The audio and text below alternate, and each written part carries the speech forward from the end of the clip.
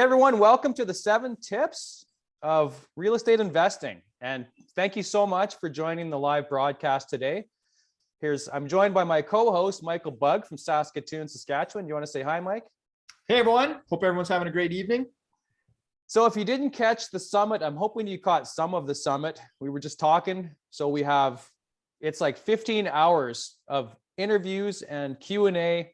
Most of it, the Q&A was unscripted. We have tons of free downloads from the gifts. So I want to thank everyone who saw that and who was involved in that. And I'm going to talk a little bit about that during the broadcast as well, but I want to thank everyone for being part of that. So the format for today, Mike is going to kind of keep me on track. He's going to keep the timing, make sure I'm moving along. He's also going to take your questions. So we encourage you to type in the chat and tell us where you're from, maybe what you want to hear about, your questions. So we encourage you to put it in the Q&A. It's a little bit easier for us to track it that way, but feel free to ask, questions in either, in the comments, Q&A, or you can also raise your hand. Or if you're on Facebook Live, you can join us there as well. So with that, are we ready to go, Mike? Yeah, I think so. We're going to try hold most questions till the end once you're kind of through the presentation, and then we'll leave time for Q&A, and I think we're good. Awesome. So as soon as the slides are done, I'll go off video and we'll start doing the Q&A. And Mike, feel free to cut in if you want to quiz me on anything during the broadcast. All right, I will. Okay, here we go.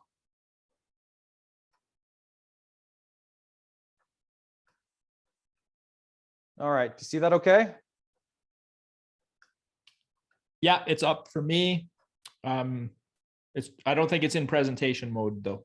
Okay, yeah, I'm just doing that right now.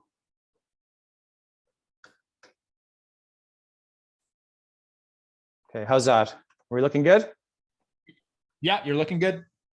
All right, welcome to the 7 free tips. So again, I want to thank everyone for joining the summit.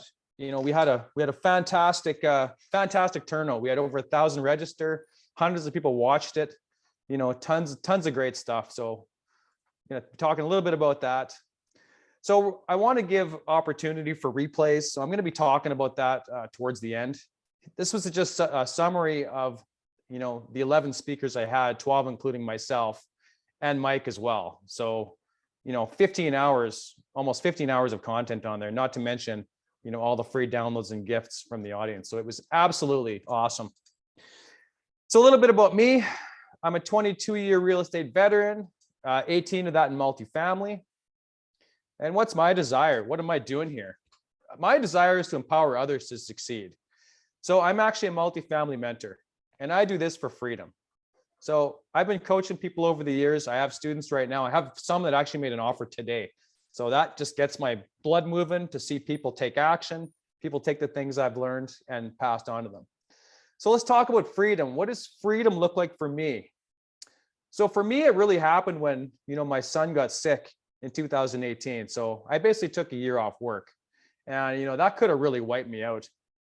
But thankfully I had several apartments, and I was able to live off the income of that while I was able to focus on my son, and help him to recover. But, as a result of that, taking a year off, my employer didn't like that. So they decided to fire me. Oh, well. So what I've learned after 18 years, I've learned a thing or two, and that is why we're here today. So here's a few shots of my apartments over the last, 10, 15, or 12 years. So during that time, I was able to slowly establish a track record. Started with 1 building, and it went over to 10. And I got a lot of testimonials. A lot of people I worked with were happy to put in, a good word for me along the way. So before I dive too deep into the 7 tips, I'm just going to give you, a brief telling of my story personally. So I started in 2000. My first property was 8% interest rate, believe it or not. It was a suited bi-level. I house hacked, Saskatoon, Saskatchewan, $120,000. So from 2000 to 2005, I picked up a couple more, my first side-by-side duplex, and we got 2 more rental properties in Edmonton and moved to Edmonton.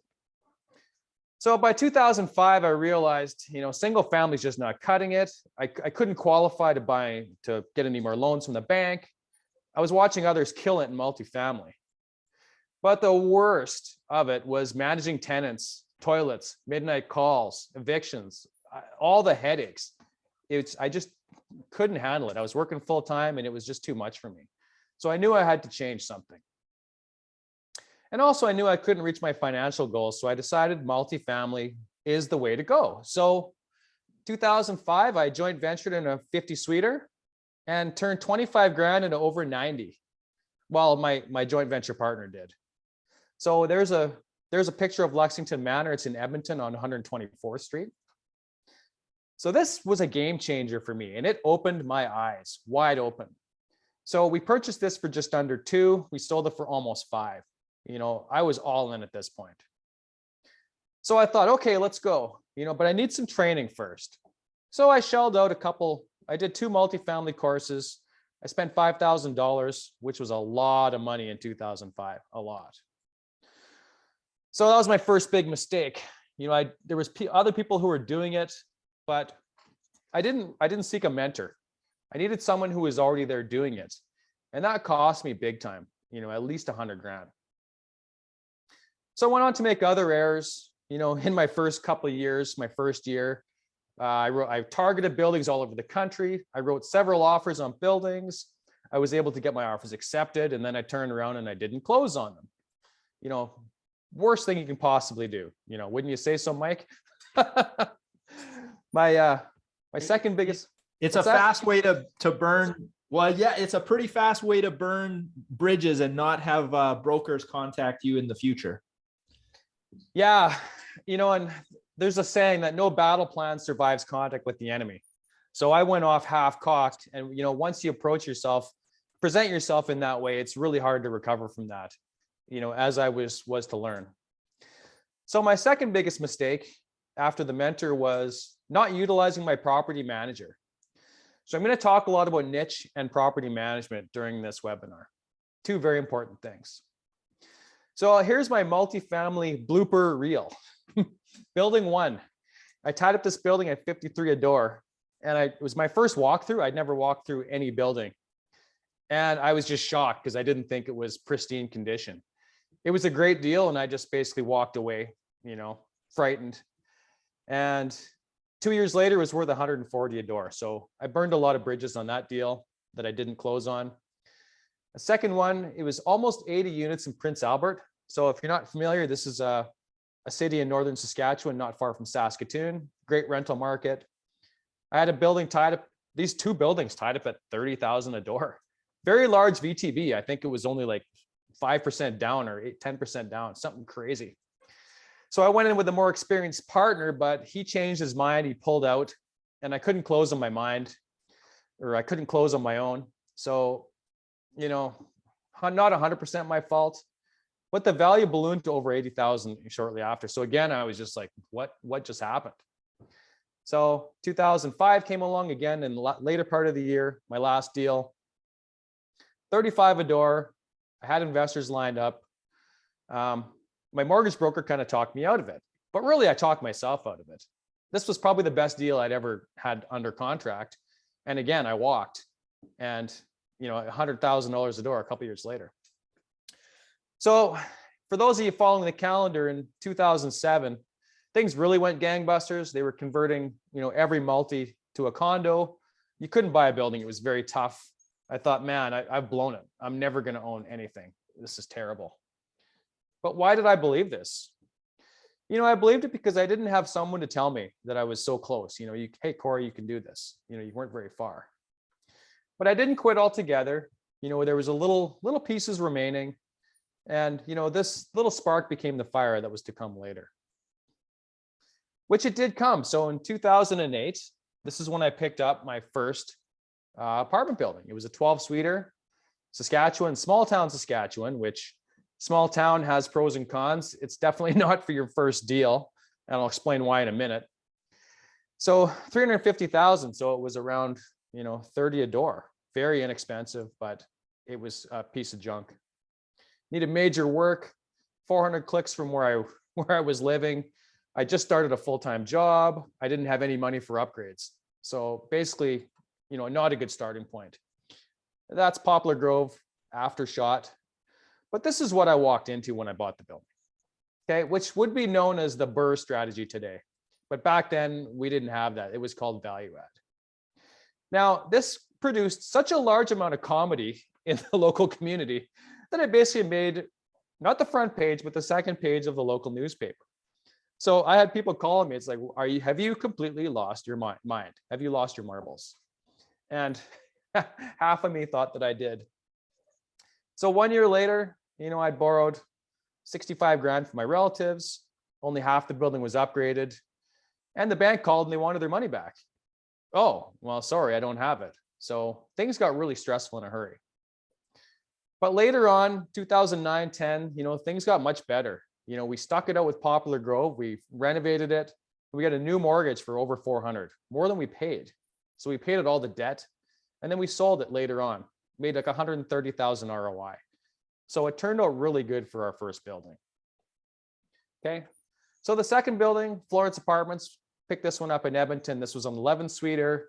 We got a conventional loan. So again, I made other mistakes on this one. Most notably, I didn't use my upside calculator that I'm going to be talking about today, because this building had awful upside. So that's a picture. Even though it's in a great area, it was not a great building. So 2010, I was a happy camper. Formed the company Alton Equities in 2010. We stabilized both the buildings. And, with a little education and luck, I could sleep at night. I thought I could. So by 2012, we did our first JV, our first no money down deal with partners. Excellent deal in North Edmonton by Nate. Raised $450,000, planned on a 5-year hold. And we actually sold this in 2017, exactly 5 years later, for exactly what we predicted we would. So it basically cemented our legacy in the ability to do joint ventures. And I followed that model ever since. 2014, second JV. So this was a massive leap. This was a $2.9 million complex, 3-story commercial. So we raised $900,000 from 5 JV partners. We planned on a 5-year hold. We still have this today because, the market in Alberta has kind of been slow for the last few years. But this building generates almost 400 grand. Now I want to talk about this for a bit, because this building is actually going to be coming for sale in the next month. And the reason is because we've reached the exit point with our joint venture partners. Okay. So if you want info on this building, I'm going to have a package together. This is a tremendously awesome building in a great area. So I think it's going to be awesome for the next owner. And there's going to be upside for years to come for whoever buys it. Concrete, new roof, absolutely nothing to be done. Phenomenal property. So 2016, I returned to Saskatoon. So I changed my niche, which I didn't realize, but this was another mistake. I didn't have a strong team there, but I still was able to pick up 36 units in 1 year. So we picked up 2 buildings. So the top building, Chabon Place, is another building that's going to be for sale that I'll talk about in a little bit here, but there's another building I'm selling first. So in 2016, the markets were down. I thought, it's a great time to buy. Little did we realize on the prairies, we were going to see a down market basically from 2015 right up until, what, Mike, 2021-ish? I think it's just started to come back this year, hasn't it? Yeah, we might have been coming out slowly and then COVID hit and kind of delayed, but now I think we are seeing signs of recovery. And things are very strong. I mean, we're increasing rents to all of our units, all of these buildings. So things are really looking sharp going ahead. So yeah, we had to delay our strategy till 2023. So in 2017, it bought 2 more buildings. So the one at the top right, the 14-suiter, this is probably the next one we're going to be selling. It's a great 14-suiter right on 8th Street in Saskatoon, Natana. It's got a great rent roll. We're going to be increasing rents again. We've been fully occupied for months. It's a great, great building. So if you want info, shoot me a message, shoot me an email, shoot me a text. I'm going to get the package out hopefully within the next couple of weeks. We also picked up a 50-suiter in Red Deer. This turned out to be my best deal ever, 48-suiter. It was a major renovation though, but we got it for $60 a door. And in 2018, we bought a 20-suiter in Spruce Grove. So I sold off my shares in Spruce and Red Deer, basically in 2019. And we did very well on both of those buildings for short-term BRRRR or value adds. So basically the last 3 buildings, have been like that. So here's the building I have right now. We just bought it in November, bought it at 86 a door, plan to refinance it. We're actually in the middle of this right now. And Mike and I are partnered on this deal. And we just learned today we're going to be able to pull out what, Mike, 145 a door. So yeah, we had a pleasant surprise. That's more than we even thought we were going to pull out. Yes, just an absolute massive chunk of equity quickly. So we're in the process of that now. So, I'm going to go through the numbers on exactly how much we're going to pull out. So you're going to be very, very, very impressed to hear this. So it was a great way to end the year. And here's a couple shots of the interior. They've done just an absolutely fabulous job with this building, my property management company. So one overlooked item, can cost you $10,000. I've probably 20 different examples of those that I can share with you, but we're limited for time in this webinar. So a little help, results can happen exponentially. I guarantee it. And nobody stops at 1. So no investor I have known has bought 1 apartment building, unless they bought a really bad building with poor advice and were skinned alive. Most people I know go on to buy multiples. Now, here we go. So we're at the 7 tips. How are we doing for time, Michael? You're not too bad. We're about quarter after, 17 after. So. Okay, I'll speed her up a little bit. Okay, so here's the 7 tips. So if you're able to get the download, I'm going to expand on each one and give a case study. So did you know our very apartment buildings are profitable if you buy in rental locations? For sure. So part of that, let's go back for a second, planning. So this is all about planning. So there's basically 5 steps to planning. You need a net worth package, real estate resume, property disclosure, your cash flow statement. You have to pin down your niche and then your dream team within that niche. So why multifamily? Why this is an asset class? Simply because the value is tied to the income. I'm not going to do formulas. I'm not a big formula guy, but we need to know what the cap rate is, which is basically our net income, net operating income, which is our gross minus expenses minus vacancy, divided by the asset value to give us a percentage. So right now that number is around 5%. So the general rule of thumb is for every $1 of rent increase, you increase the value by 200. So this is one of the main reasons to buy multifamily. Typical example, I did a refinance last year, $100 times 24 units yielded us over $500,000 in equity. So this is the power of multifamily. So here's another case study of this. This is the Red Deer deal. We purchased for just over $3 million, 90% VTB. We were able to raise the rents and value to $5.4 million in 8 months. And so we basically, $1 million invested turned into 2.4. So that's the power of the lift. It can and does work in reverse. So as we've seen in the prairies in down markets, especially if you're near your refinance, you got to be careful. So you really have to buy at the right price. And honestly, guys, there's no scarcity. These home run deals can be located and turned around. These deals are everywhere. You just have to look for them.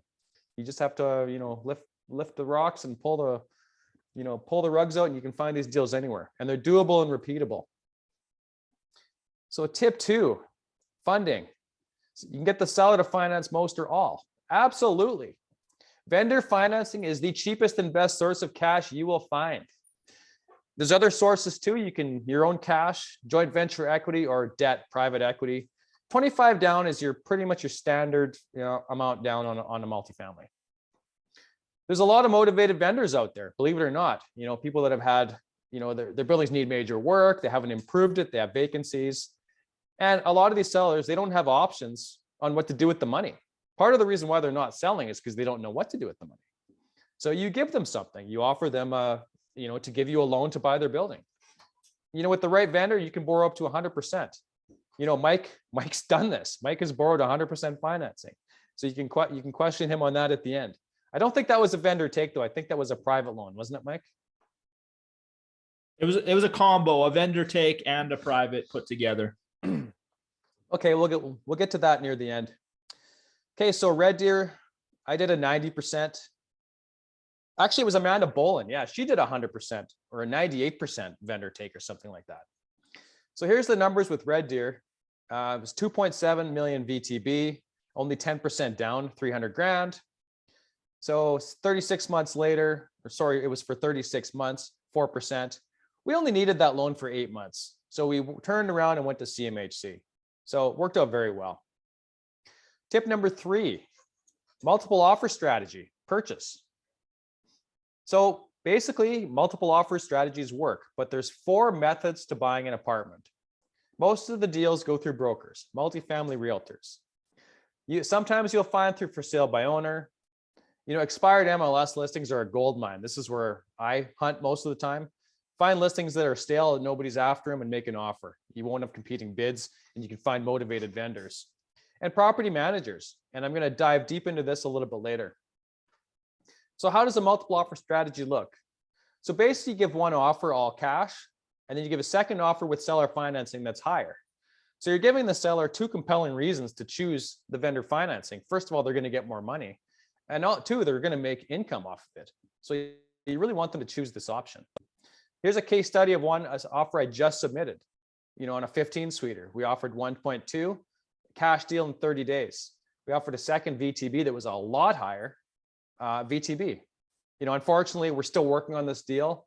We're just trying to warm up the vendor to the idea of a vendor take, but we're pretty sure this deal is going to go through for us. So there's other options, agreement for sale. If you caught Sherilyn Milsom's segment on the summit, she talked all about agreement for sale. We're not going to get into agreement for sale on this webinar, maybe another one, but basically the owner stays on title. So this gives you time to get your CMHC loan. So tip number 4, diligence. So the part about diligence, you think diligence and you think, well, you're just protecting yourself, but it's really about validating your purchase.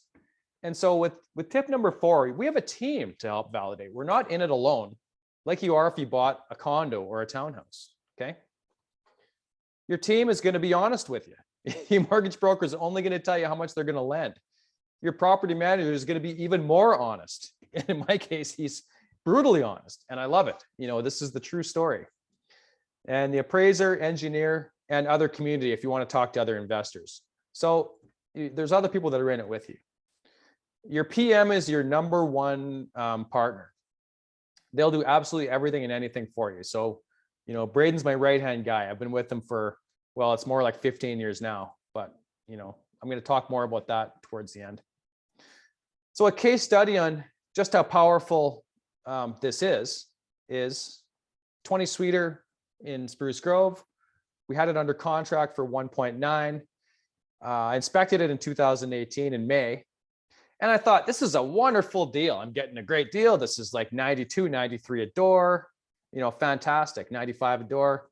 And my manager walked through it with me and said, no, Corey, no. You need to ask for a 200,000 reduction. And I said, absolutely no way. There's no way the vendor is going to agree to this. Someone else is going to buy the building. And I was afraid, but I listened. And sure enough, we got the price reduced to 1,750,000. So that's based on someone on my team recommending something to me. In this case, it was my manager. Okay. Tip number 5, financing. You can borrow up to 95% with CMHC. Absolutely true. So what is CMHC? It's the Insurer Canada Mortgage and Housing Corporation. How it applies to multifamily units. Generally, there's a fee structure. If you borrow up to 85% loan to value, they charge you 4.5% on the loan, as well as an application fee, which I think it's about $200 a unit. So how does the MLI Select program, how does the new program work? It's basically a point system based on affordability, energy efficiency, and accessibility. So in our case, we want 80% of our units at 30% of the median renter income. So that's the key, is to have our rents lower than the income. And this works out perfectly in Alberta because our rents are low and our incomes are high. So this is launching now. If you're doing a building now, if you're in multifamily, you're going to hear this program, and you might have already applied for this. This is an absolute game changer for us in multifamily. Okay. So if you look at the 100 points, if you qualify for that, your loan premium will drop from 4.5% down to 1%. You can borrow up to 95 loan to value at a 50-year AM. Absolutely unbelievable terms to borrow.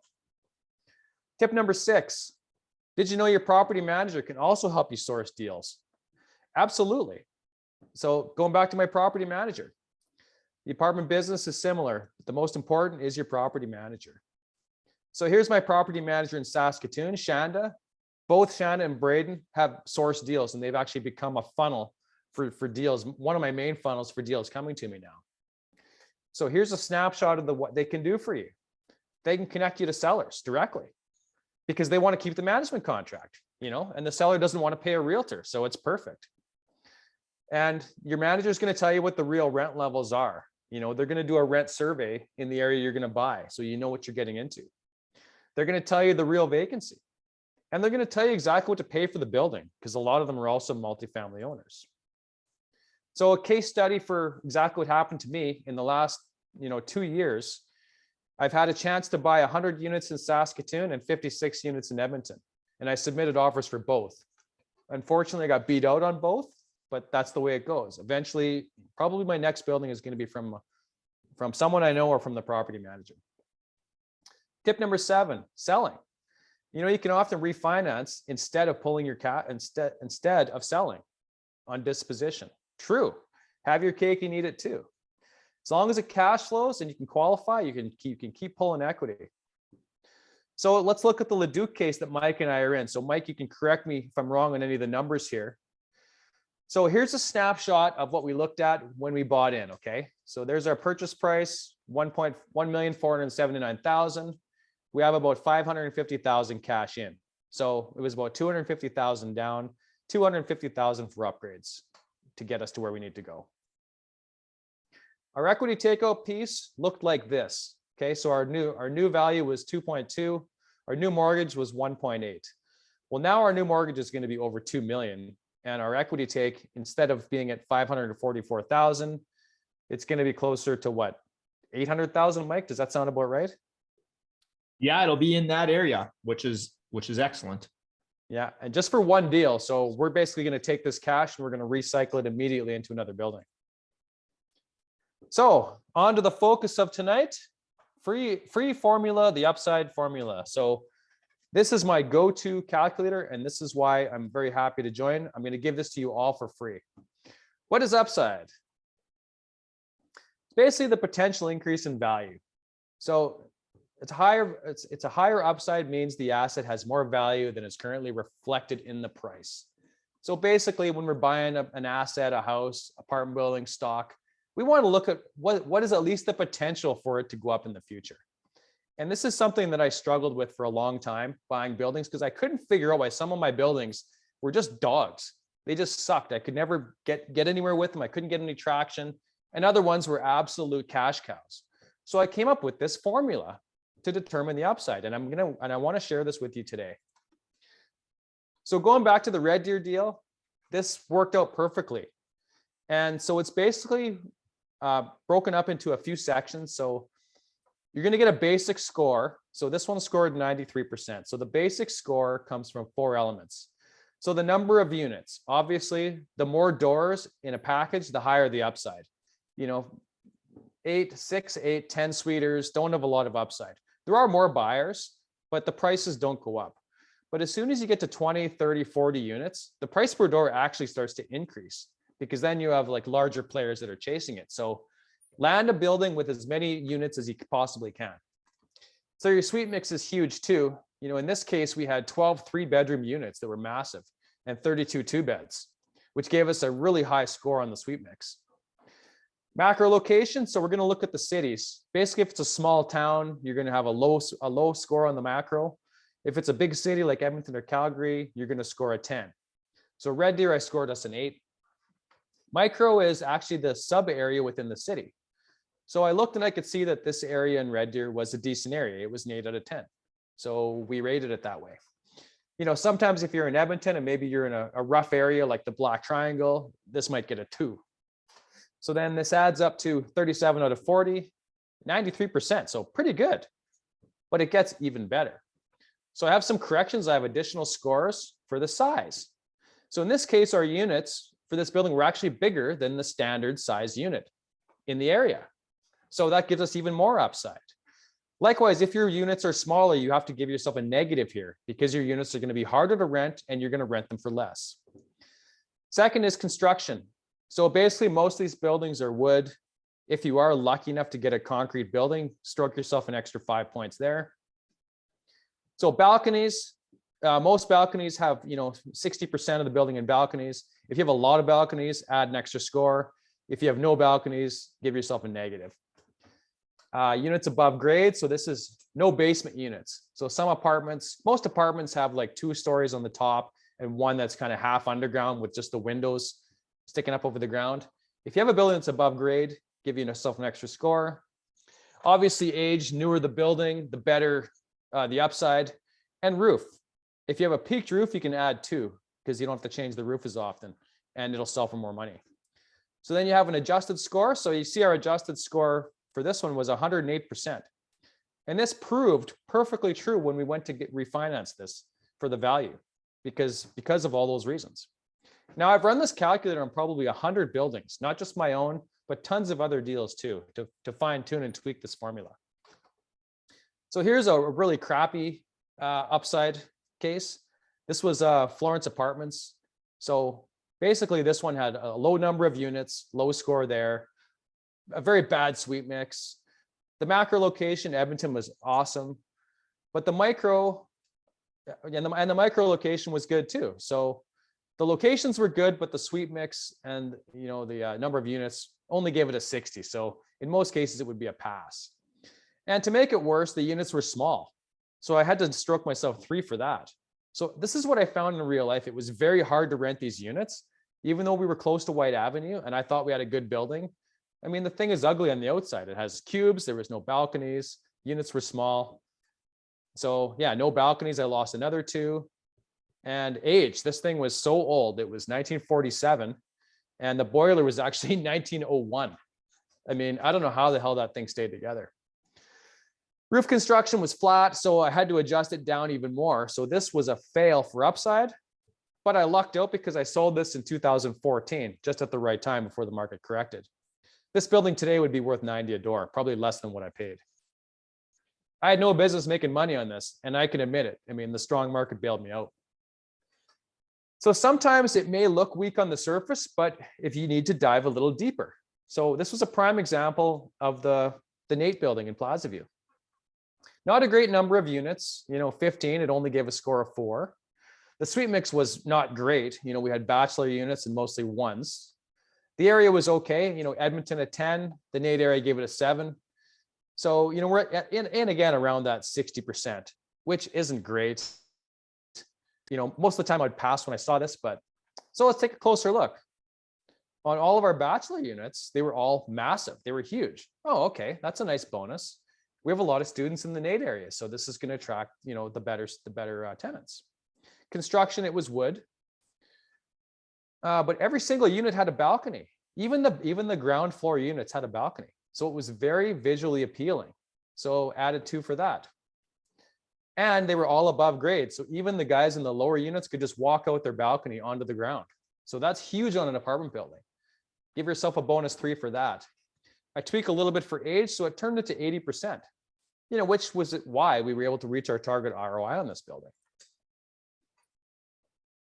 Okay, so basically that sums up the upside calculator. Now there's enough info that I've given you in the 7 tips and sort of what I said at the beginning for you to go out and buy your own building. So that is about it. So I'm going to go back on video now. And Mike can go back on video as well. You want to unmute? Okay, right on, Corey. How did I do for time? 6:41. Good. So we got lots of time for questions here. Awesome. And just before we dive in, Amanda is watching on Facebook. Her vendor takeback was 98.5%. Oh, 98.5. Yeah. Sorry, Amanda, I shortchanged you 0.5%. I think I said 98. That is absolutely incredible. I'm so proud of you. That's awesome. Yeah, that was pretty cool. Yeah. So yeah, we'll get rolling, I guess, with questions. If anyone wants to fire them in either the Q&A or the chat box. There was a question way back at 6:03. Someone was asking about if the recordings will be available, but they didn't specify what. Like, I'm presuming this. But. Yeah. So this webinar is absolutely going to be shared. So I'm also sharing, there's going to be a link sent out that's going to be the replay of this, as well as the upside calculator that I just shared with you. I'm going to be sending that out to everybody as well as the PDF slideshow for this. If you want the slideshow as well, I'm happy to send that out for free to anyone who wants it. Excellent. And yeah, just as the questions start coming in here, I guess some comments. That upside calculator is really fascinating. I was out when I'm scouting buildings, I like to go for runs or walks. And I was running by buildings and thinking of your calculator, looking at like, oh, that's this percent above grade and there's this many balconies. And it's a really clever way of analyzing a building, because you can get sort of tunnel vision on, okay, what's the flooring and what's the cosmetics of the suite. And yeah, sure, that matters, but you can fix all that, right? You can't fix if a building is below grade, right? Like, some of that stuff is just what it is. So that upside calculator is very valuable. So, well, yeah. And you also can't fix a bad location. I mean, we've been talking about Queen Mary Park for almost 2 decades, and it hasn't transitioned at all. In fact, it's probably worse than ever. So don't get me wrong. I love transition neighborhoods, areas in transition. You get a massive bang for your buck. So if anybody's following me on Facebook, you can, friend me and you can go back. I've been giving apartment tips for the last 3 months. I think I'm up to tip 32 now. So I talk a lot about transition areas, but going back to Mike's point there, yeah, there's certain things you can change, certain things you can't. So the Red Deer was a perfect example, because that building was almost dilapidated. There was foundation issues, there was a crack in the ceiling, but it was in a good location and the bones were good. So the upside was there, even though it was actually negative cash flow, even with no mortgage, because it was only half full. So that's the limitation of the upside calculator, is it does ignore the current financials, but it is very accurate and powerful at looking how your investment will do over time. Yep, I agree. Okay, let's dive in here. All right. Just a comment. Karen was saying she's interested in details on the building you said you were selling, and dropped her email in. Brendan, how did you come up with the calculator? So upside calculator, is it based on your past experience? Yeah, so I started doing that after I took a good look at myself in the mirror and my track record, and I couldn't figure out why I had one building and I had another one that was maybe in the same area, or I saw someone on the same block, and this guy's doing awesome, but I am just a dog. I constantly have turnover. I can't get my rents to where they want. Why is this? So I started analyzing a lot of different buildings and looking, and I found these key common denominators.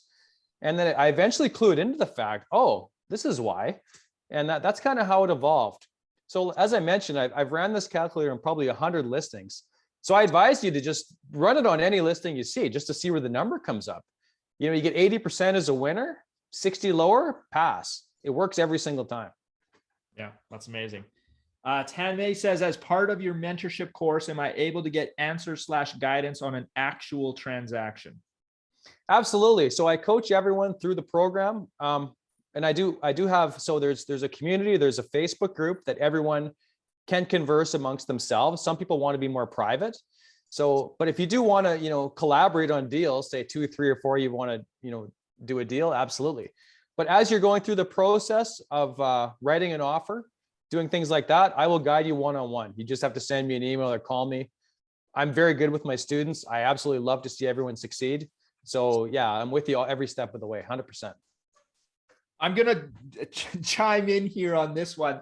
Because you're very good at shooting it straight, right? Like if someone passes a deal and you're like, this is not a deal, you're not just going to be a yes man, which, going back to your comment on your team members, that's what you need, right? I would argue, like, if your property manager or your realtor have never shied you away from a deal, you probably have the wrong team members, right? Because they should be giving it to you straight, not just trying to close a deal. Yeah. And I mean, I've had realtors that I've known for 20 years try to sell me a bad deal but most of them know that I know, right? But absolutely, I just tell it like it is. If I think it's a bad deal, the most common question, and people ask me as well, hey, I'm living in Calgary, but what do you, I want to put an offer in Fort St. John. I want to put an answer in, an offer in on all these different areas. My first answer is no. Pick one niche, get your team there and stick to it. The first mistake is targeting all these different areas and of buying. That's the first mistake I see people make. Okay. On the team thing, Kim is asking, can we get access to your team? No, not yet. That's the short answer. So my team is amazing. I don't recommend my team until you've basically become my mentor. You can obviously approach them. You saw the webinar. But once you join my program and I've taken you under my wing, then I'm comfortable. I will share absolutely everything with my team with you. I've had a circumstance where I partnered with someone and I didn't vet properly, and it went on to just wreak almost irreparable havoc with my team. I'm very happy to share, but I have to really know you well first. That's the answer. I'm even laughing when you and I partnered on this deal, because it's in Alberta where you have the team, and we know each other. So I hope you were joking, but you're like, you gotta play it straight with my guys, because I've worked a long time to build these relationships. And I was like, yep, that's fair. I think Kim was maybe meaning if they were a student of yours, but I'm not sure. Yeah, and you know what? To be fair, I will recommend my team anyways. Once I get to know them, and I talk to my team and make sure that they want to take on more clients, right? I always check with them first. But they know, say my property manager and mortgage broker, they know that if I bring them somebody, it's going to be someone who knows what they're doing. So it's win-win, right? Yeah. Especially today when there's so many new people trying to get in without any education. Yeah. And there's a little bit of a tangent, but it goes into, like, especially with realtors, you just don't want to be wasting people's time. Like, they want to know that you're serious. They want to know that, if you look at the building and it checks the boxes and you write an offer, you're actually going to move forward with it, right? You're not just tying something up and wasting everyone's time for months. But yeah, anyways, exactly. Okay, I'm going to jump over to the Q&A. Do you look at buildings with elevators? Yeah, I love buildings with elevators. I just missed an offer on a 40-suiter. So if you look at the first joint venture I did, concrete building, anything 4 stories is going to have an elevator. Mike and I are looking at a building in Calgary right now I think it's about 8 stories. I love elevators because it means you're getting into bigger buildings, but that also means you have more repair and maintenance and more due diligence is involved. So specifically is the inspections. You have huge safety factors. So you have to look at when it's inspected, what is the life left on it? And I've actually passed on a deal once because of an elevator issue.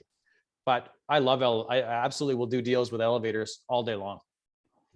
Nice. Question from Darlene. How is vendor financing different from vendor take back? Hey, Darlene. Yeah, as far as I know, vendor take back and vendor financing are the same, one and the same. I prefer vendor take back. That's sort of a commercial term, but vendor financing, you can use the two the same. Another question, I think they're asking what suite mix is ideal?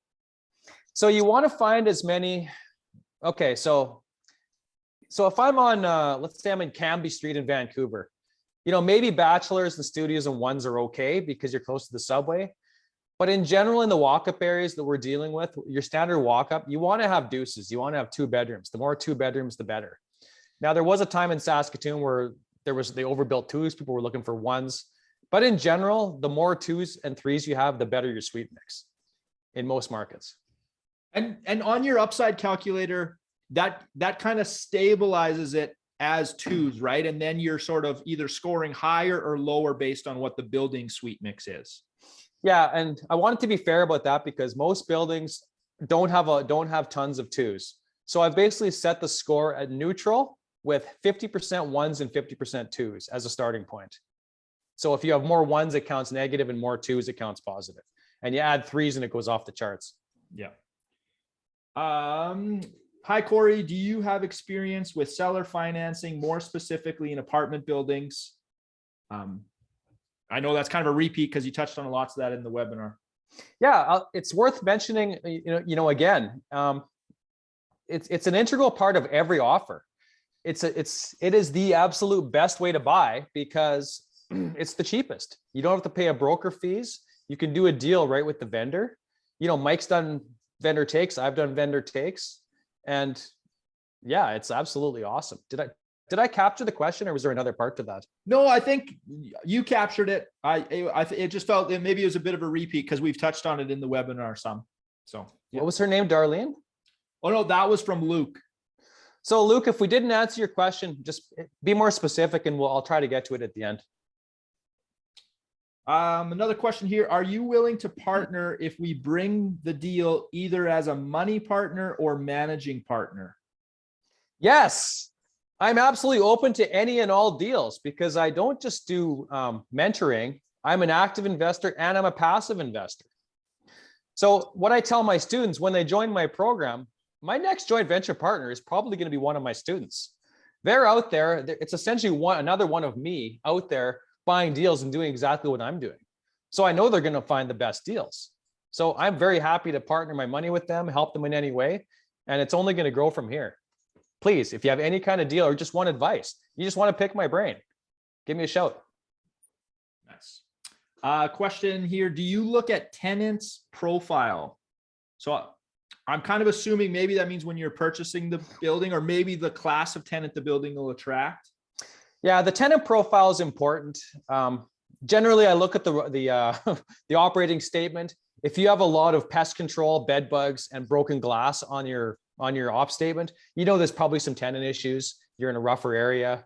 When you do your walkthrough, if you see all your tenants are home during the day, that's another bad sign. Cars in the parking lot, you want to see you want to have generally people that are working. But it depends on your tenant profile. I mean, if you're in inner city Edmonton, that's normal. If you're out in an outlying area, Leduc, you're going to have mostly blue collar workers. It's mostly depends on the sub micro niche that you choose. There's some areas that I just won't go into. Nice.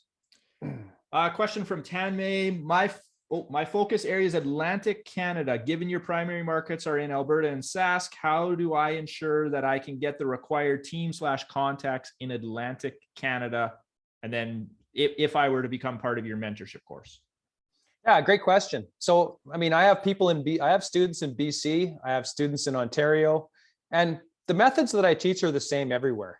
The only difference is people can access my team directly.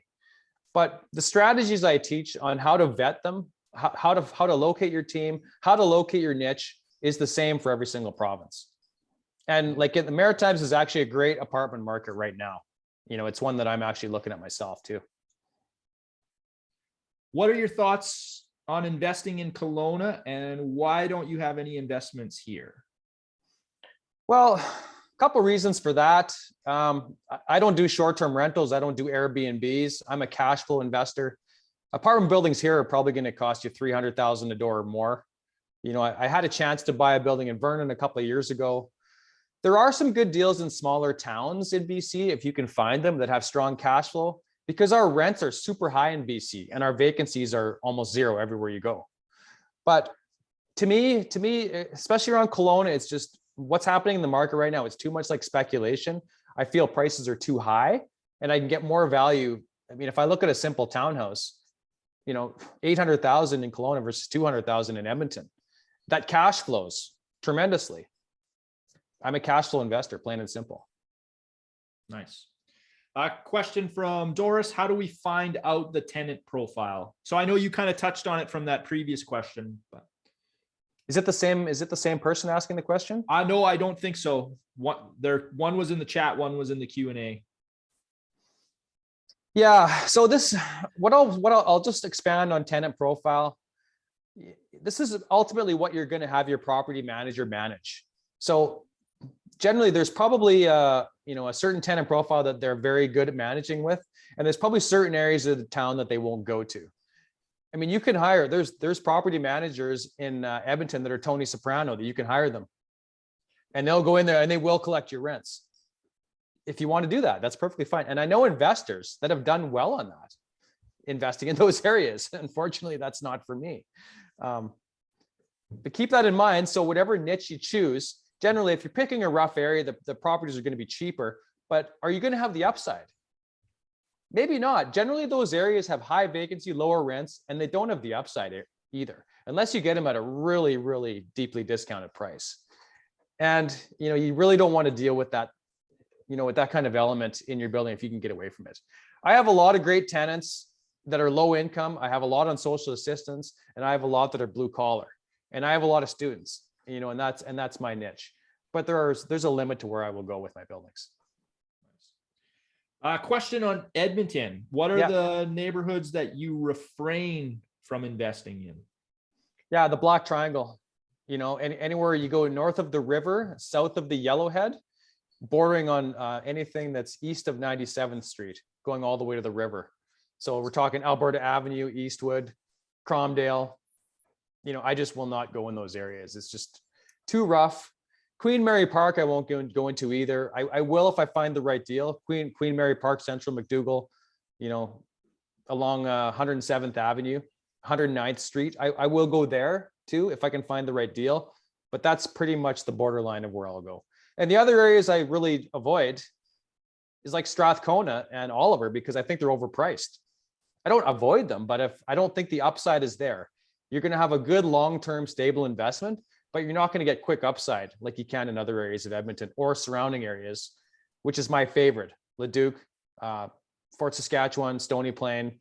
That's my favorite areas. Nice. Question from Luke. You mentioned that the building in Edmonton needed foundation and roof work. What repairs needed would be too much for you to proceed with? And then / like structural work, slab work, etc.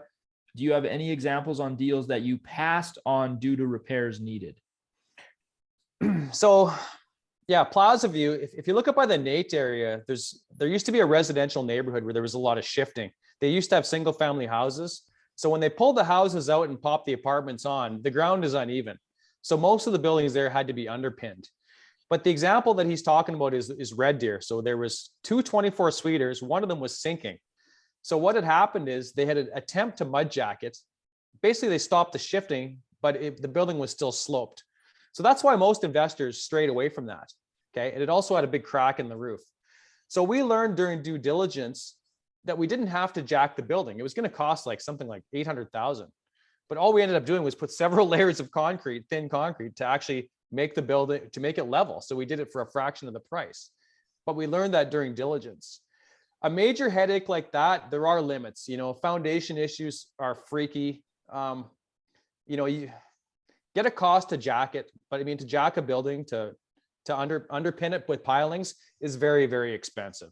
So oftentimes I will just often avoid those, or I'll put in an offer where I think, a low enough offer to try and, see what I can get, and then work through it on the diligence. But if it needs, there's no such thing as too much. I mean, if that building came out to, it's 30 a door, but I could still make it work, I would still do it.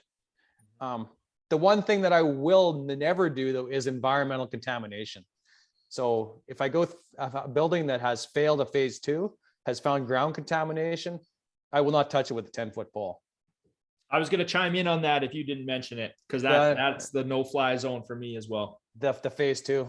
Yeah, I've gone to a phase 2 before. It was an old dry cleaner like 60, 70 years ago that tripped the phase 1, but the phase 2 was clean, so I closed.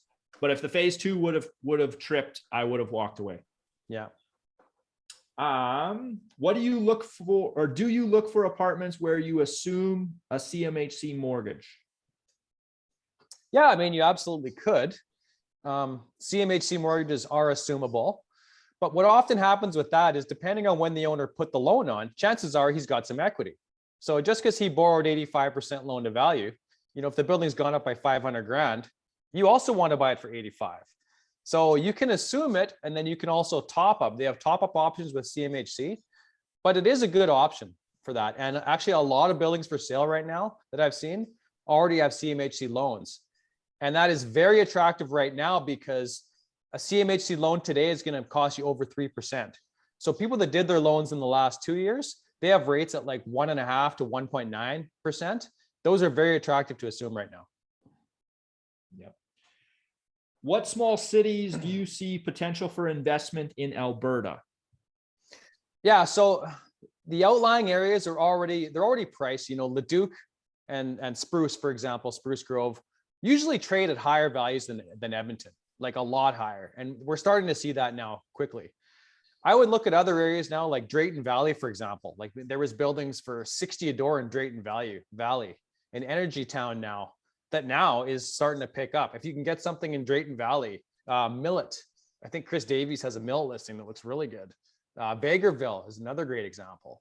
Camrose is another one. You can go a little bit further north as well. There's a lot of areas, even Barhead, go as far out as Barhead.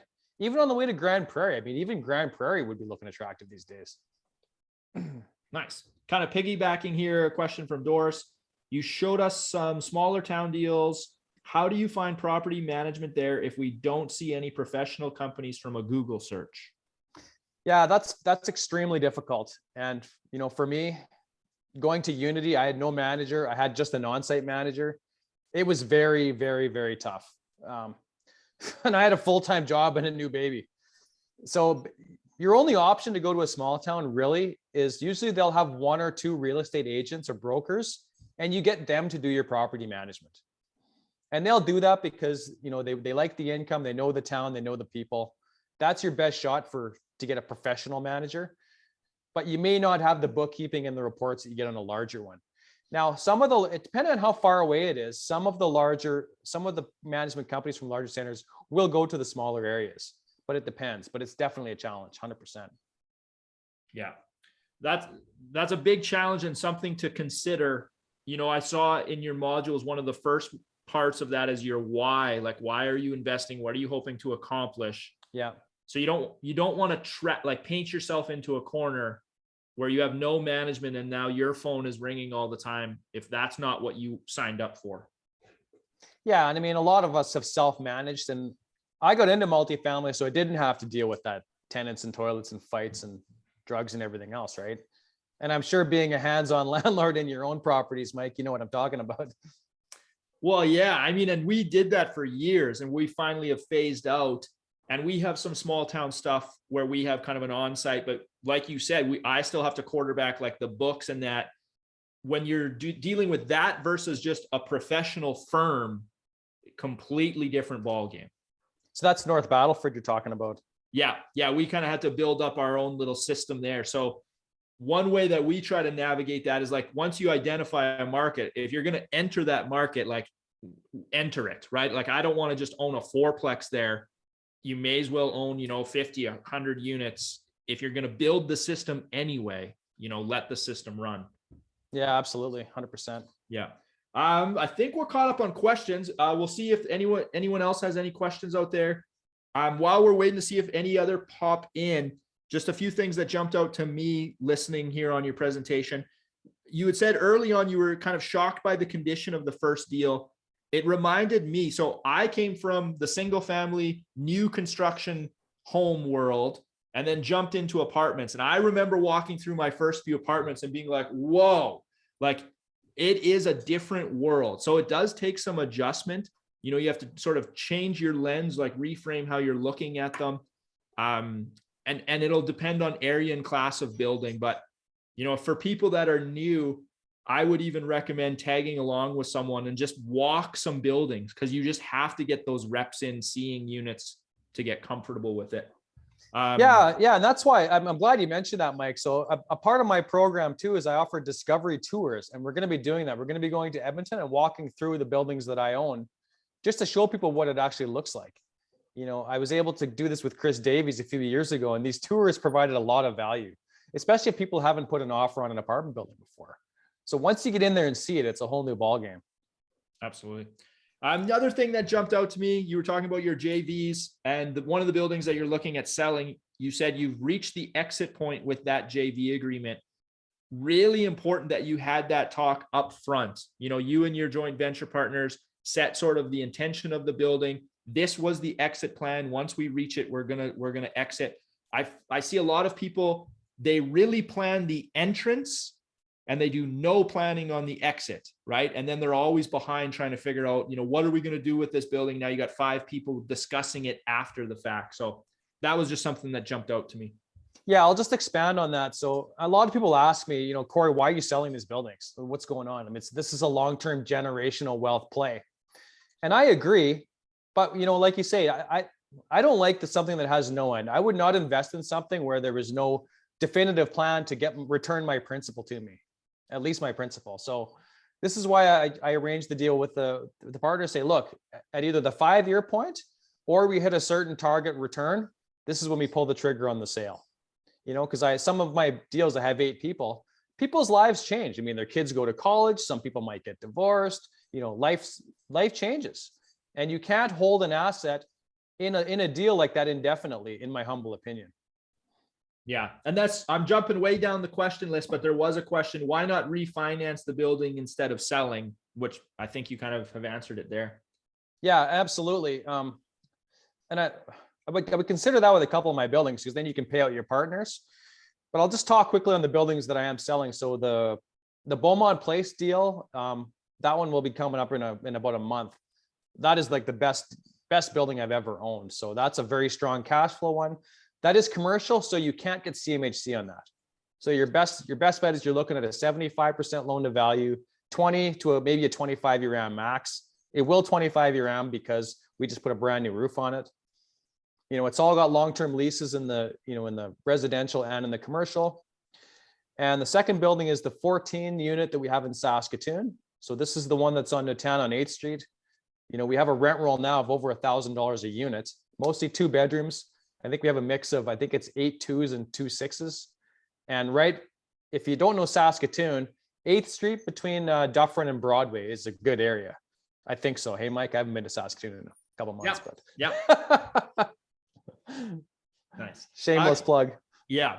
Question from Facebook that's piggybacking this. Chris is asking, have you considered buying out your shareholders and continuing to hold the property? Yeah, that's an option that I've thought of as well. It does add a lot of complexity and cost to that. And the other reason why I'm selling the buildings I have now is because they're smaller buildings. They're entry-level buildings, these 15 to 24 suiters. And I'm focusing on larger projects now. I want to get into 50, 100 suiters and go into industrial and other types of commercial. Nice. Question on the course. Do we get support for only 8 weeks? No, you're become a partner for life. I mean, you have access to the material, probably indefinitely. Guys I coached last year, they still call me up, email me, hey, Corey, what do you think of this pro forma? And I'll tell them, give me a day, 2 days to get back to you. I was doing that for free before anyway. So, I mean, I'm going to jump in and save Corey a little bit. I'm assuming this is like within reason, like for life, you can't be emailing them every week with like, hey, analyze all these deals for me. But I mean, yeah, you're a helpful guy. I know we first met way back on the RAIN forums and you were answering everyone's questions. That was back, whatever, 7 or so years ago. Yeah, it's all about community, and that's why I'm going to have the Facebook group for people to communicate, amongst each other on the course. I did that with my last course, and it's really powerful. But I'm always available to answer questions. I mean, I'm hugely into this stuff, as you can see. Yeah, man, we've almost started talking like every day almost now. It's kind of funny. Okay, Luke says, thank you. Really appreciate all the information. Kind of 2 questions here. What do you look for when you're walking through a building? And I'm going to combine that with another question. What is the most disgusting suite you have ever been through? Okay, so walking through, when you do your first walkthrough, within 7 days of the offer. So this is when we're going to retrade the asset. So we're going through myself, my property manager, and hopefully a contractor. So we're going through every unit. And by the time we're done, we're going to know within 2% of exactly what the cost is to get the building to where we need. So we're going to go back to the seller to renegotiate a price within 48 hours of that walkthrough. So that's critical. So we're going to look at the suite condition. We're going to look at what does the suites need. My manager's done a rental survey, so he knows what comparable units in the area will rent for. So he's going to say, Corey, you need to spend $10,000 a unit to get, $1,200 in rent. So then we're going to know exactly what we need going in. We're not going to wait till financing is up before we negotiate. We know immediately what we're willing to pay on that asset. So we go through it very meticulous, very detailed. We take photos of everything. Obviously, we can't stuff on the engineering report, environmental that could come later. But for the most part, we're going to have a very accurate picture very early on. But we still need those reports to back us up. And the most disgusting unit, probably one of my own that I walked through, that was just some rodents had gotten in and just basically made it their home. So I don't even want to think about that. But I know Mike's probably seen worse, but maybe. Well, I don't know if there was rodents, but yeah, I've been in. I mean, once it gets to a certain point, it just doesn't matter because you're gutting the whole suite anyway. Like literally step one is get the dumpsters there and get a bunch of guys that just want to, you're not even sweeping, you're shoveling out the suites. This question is from me, just thinking about walking through buildings. Are you typically putting your offer in before you see it? Like, or, because walking through every unit comes later, right? You don't do that right off the hop. So I'm kind of just sort of leading a little more information on that for people maybe that are starting out. Okay, yeah. So I've never ever bought a building that I have seen before I bought it. I put in the offer first, sight unseen, simply for the fact that I can't go to every building that's for sale. I mean, I live in Kelowna. If you live in the same city and you're able to go have a look, great. That may give you extra weight with the seller that you've already seen it before you make the offer. I mean, I've had some sellers uncomfortable with the fact that I haven't seen it before I've made the offer, but that's just how I do it. And I submit so many offers.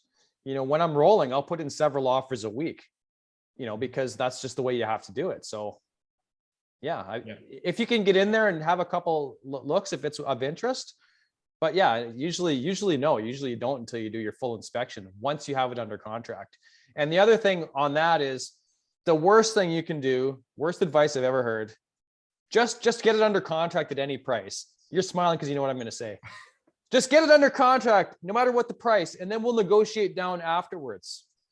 No, the fastest way to discredit yourself. Don't do that. Yeah, I was going to jump in and clarify. You're getting it under contract. You already are close on what the value will be. Yes. The walkthrough is now just to fine tune and be like, hey, are these suites not as advertised? Like they told me they were renovated, but they're not, right? You're not coming in 50,000 a door higher than their, just so you can tie it up, because that's when you're discredited. No, and I could be coming in low because I've already got a loan opinion from my mortgage broker and I know exactly what my loan looks like before I walk into the place. Yeah. Most people do it the other way around. They write a ridiculously high offer. They do their walkthrough, then they call up the broker. Hey, I want 75% loan. Broker says, okay, I'll give you 50% loan. Why didn't you call me first?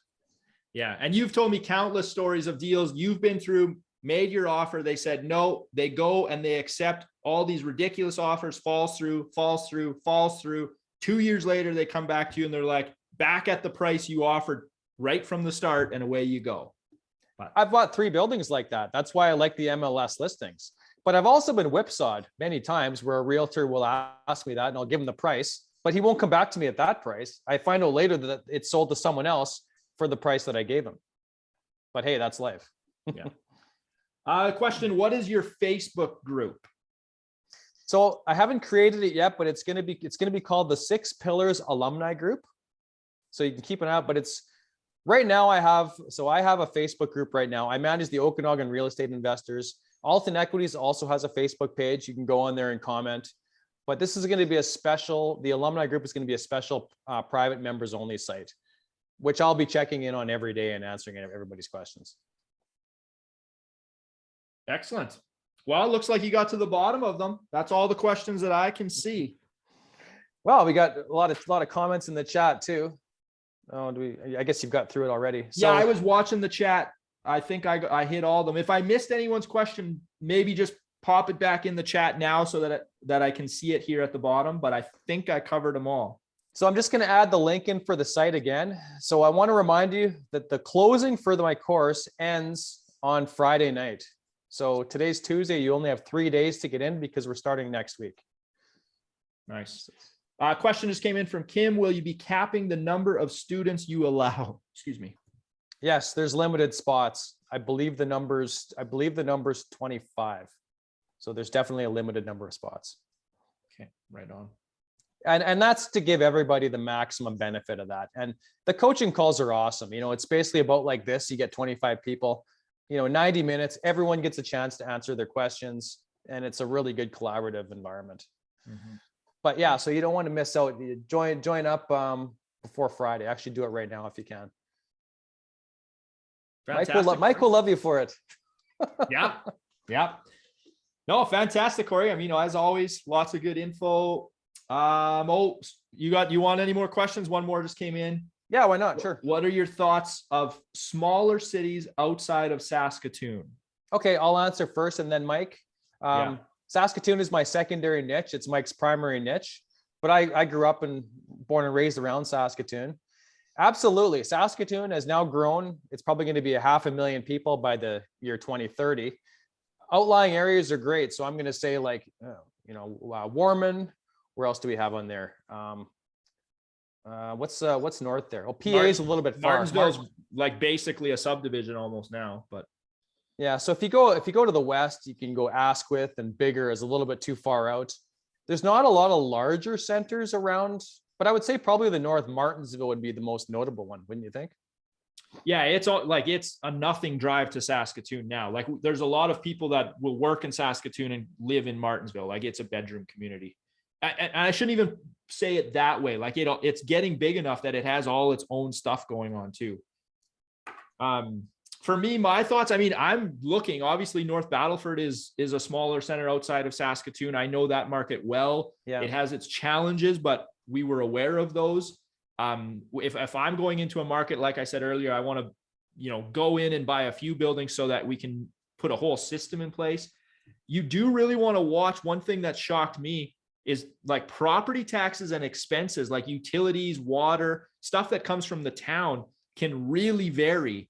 I'm not saying like we looked at a bunch of stuff in Swift Current and we were shocked at the property tax, like it was quite high. And you got to, when you start running your numbers and all that's eating into your NOI, ultimately we didn't pull the trigger because that's out of my control. Like, yes, you can fight the town or the city on your assessment and try and renegotiate it. But honestly, I don't know if I've ever heard anyone be successful with that. So, I want to focus on what can I control, which is, your upside calculator and then value add, drive the rents, and then have it in a market where those expenses are, as low as they can be. But I see we got a few more questions, but we'll cap this at 90 minutes. So we'll go for another 10 if I don't answer them, but we'll okay, we will fire them off fast. Someone's asking, what about Cold Lake?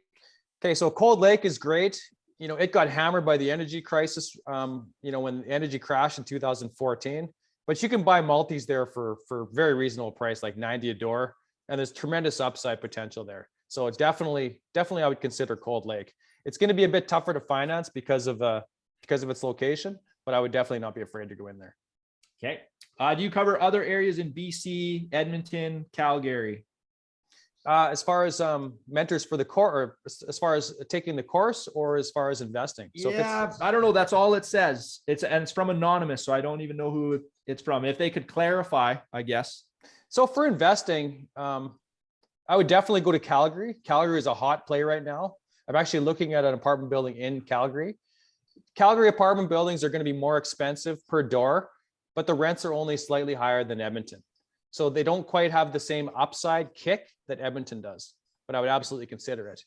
Okay. And certain areas in BC, I would look at as well under the right circumstances. Okay. For someone new, what market would you advise to start with? Which city, province? So I would start in the province and city that you live in.